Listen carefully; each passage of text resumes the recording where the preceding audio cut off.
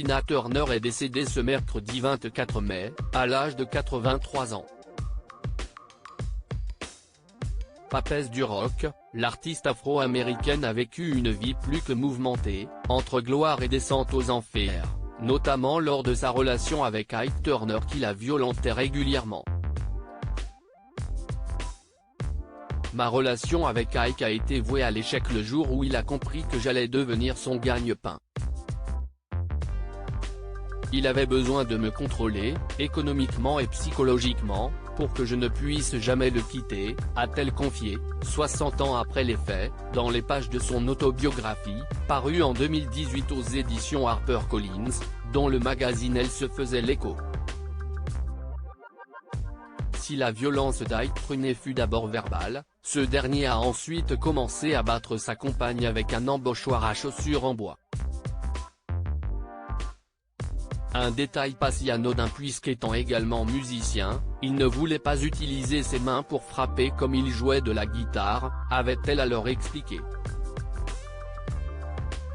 Autre scène glaçante décrite par Tina Turner dans son ouvrage autobiographique, l'interprète de GoldenEye évoque un viol conjugal alors qu'elle était enceinte de Ronald. Ike m'a ordonné de monter sur le lit. Je le détestais à ce moment. La dernière chose dont j'avais envie était de faire l'amour, si on peut appeler ça ainsi. Quand il a eu fini, je me suis couché là, la tête enflée, en pensant, tu es enceinte et tu n'as nulle part où aller. Si la chanteuse est effectivement restée auprès de son bourreau, elle l'a même épousé 2 ans après cet incident et décrit alors dans ses mémoires ce que l'on nomme désormais le phénomène de l'emprise.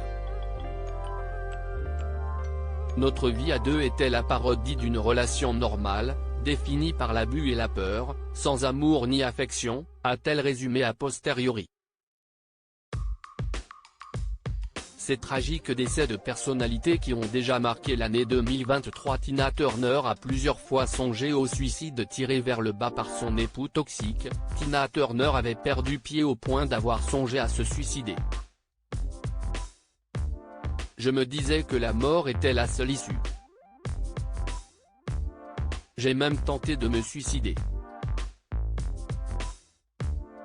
J'ai avalé tous les cachets, 50 pilules, a-t-elle ainsi confessé. Sa tentative fut, heureusement, infructueuse et provoqua un électrochoc. Quand je me suis réveillée, j'étais malheureuse. Mais je suis sortie de l'obscurité avec l'envie de survivre, a admis Tina Turner.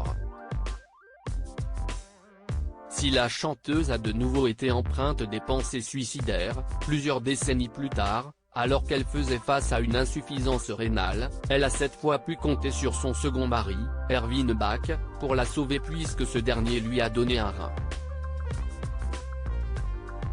Article écrit en collaboration avec 6 Médias.